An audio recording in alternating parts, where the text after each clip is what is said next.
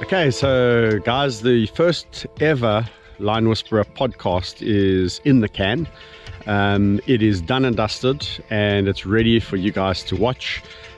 Please let me know what you guys think. The volunteer who interviewed me, her name's Charlie. I think she did a sterling job. The questions were formulated by others, not by myself. And basically, the whole point of this first podcast is to give you insight into who is the Lion Whisperer, how did I come about, what is the background, what is the history, and just basically giving you a build-up as to where we are today. It also gives great opportunity for the people out there to ask the questions pertaining to things that I don't always get around to on the hashtag AskMegs. So I'm really looking forward to your feedback on the first ever podcast. So let us know what you think. Until next time, ciao.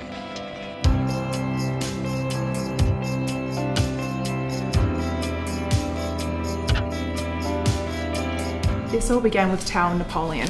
Talk me through how you first met them and how they came to be in your care full time. All right, so Tao and Napoleon I got to meet because of an opportunity presented to me by a guy that I knew, and he had bought a lion park. He knew that I loved animals, and he thought it would be a good idea for me to go and visit the park and see what it was all about. So I obviously grabbed that opportunity with both hands and went to this park and saw these two 6-month-old little lion cubs and fell in love.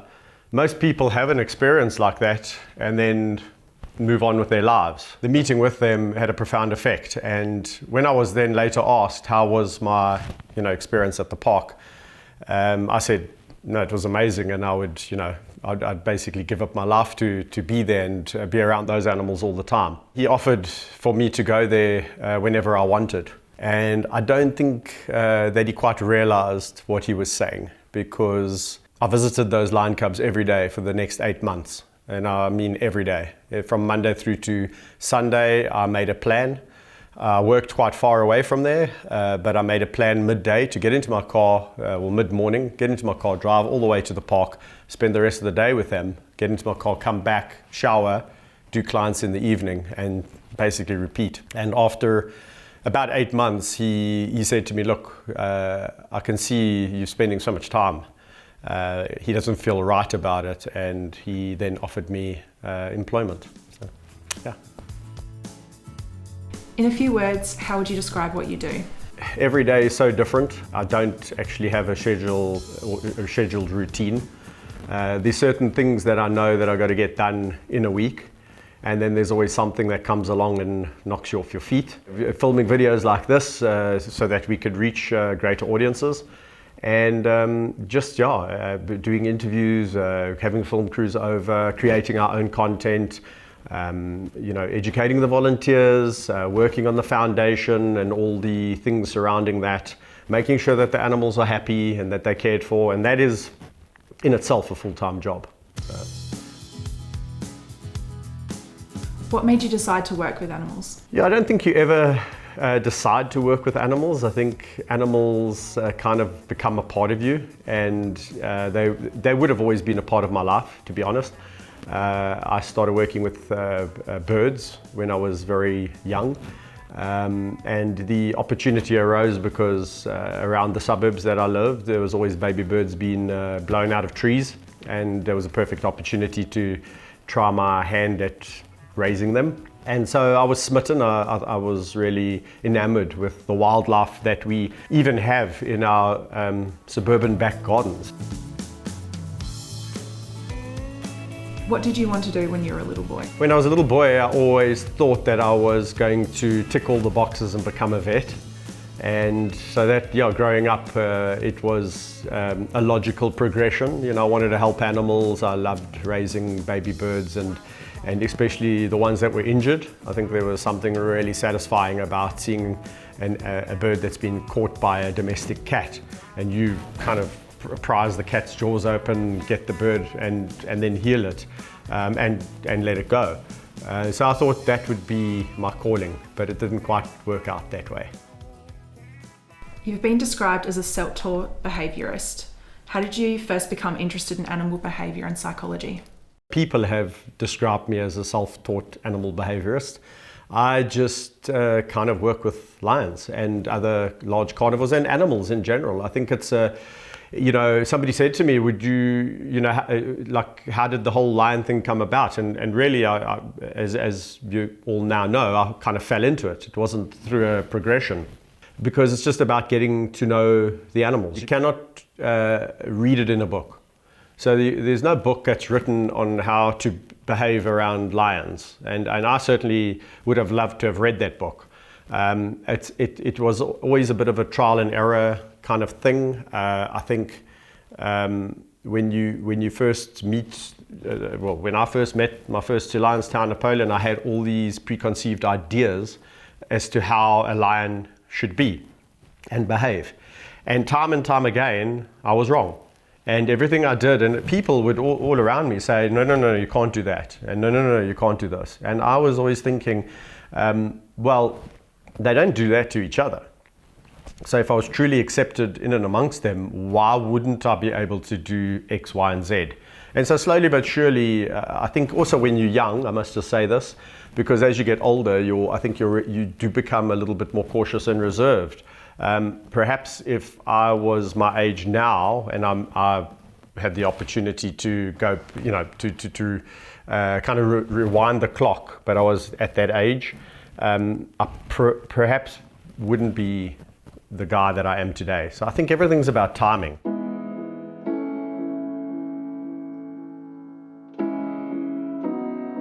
What's the most common misconception about what you do? That I come to work and I play with lions all day. Actually, that's the furthest thing from the truth nowadays, because I come through the sanctuary like a whirlwind, and it's really just check, make sure. And I would love nothing more than to go back to the days when I used to be able to do that. Just sit and breathe and relax and not worry about all the other commitments that I have to do in a day. What's your greatest achievement? I suppose there's a few. Naturally being integrated into a pride of lions where they accept you is for me quite something. It's one thing to have a relationship with one animal, but certainly when you are understanding the complexities of a pride. And at one point in time in my career, I was working with a pride of I think it was 17 lions. So you're dealing with 17 personalities in one group, and you're the 18th personality. That's quite incredible if you reflect. At the time, you don't think about it because it's just normal. But I think for me, the greatest achievement was extricating myself out of the environment that I was in, which was basically part of the industry that I abhorred. And being able to fight to set up the sanctuary and then ultimately start my foundation, really to get control over the animals in my care. And that wasn't an easy thing to do, considering that I didn't come from a background of lots of money. In fact, no money. Having to make a lot of sacrifices and having to make a lot of very difficult decisions that don't make you popular, that's for sure. And fighting. I mean, it's been a fight. So I'm not going to lie. You fight with people all the time, and ultimately, yeah. So to open this sanctuary and at this point in time now say yes, I have control of the destiny of these animals. It's a very good feeling to be there. So that's an achievement, I think. What's your biggest regret? I try to live a life of having no regrets. I've always, when I was younger, said I have a no regret principle. But it's because you asked the question, I would say I would have liked to have completed my degree more fully. So getting the degree was great, but I think if I had have done honors, masters, and even a doctorate, suddenly when you get to this point in your life where you are now in your 40s and there's a DR next to your name, suddenly people all go, which is ridiculous, I think, because a lot of people, a doctorate doesn't give you any experience in the world, to be honest.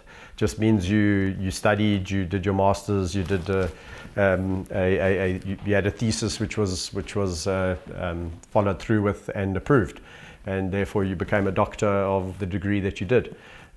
So what I really like to see in people is track record and consistency and perseverance in the field. And I give, from my perspective, I give a lot more credibility to somebody who has experience. What is the one thing you would like people to learn from The Lion Whisperer? I think one of the biggest things from that people can hopefully take away from watching videos and documentaries and following the social is to learn an appreciation of our natural world. There was a Senegalese forester born in the 30s. He piped a phrase, I'll paraphrase it. His name is Baba Diom. We're only going to protect what we love, and we will only love what we come to know, and we only come to know what we are taught. I think those are profound words because I can bring lions into people's homes, and hopefully people see a different side to lions, hyenas, the carnivores, these animals that they had a perception of, and then they say, oh, but they actually are not like that. Yes, they can be this because that's how they were designed to live in the world. But there's another side to them, and I think if we can get people to love lions and understand them better, they're going to want to protect them.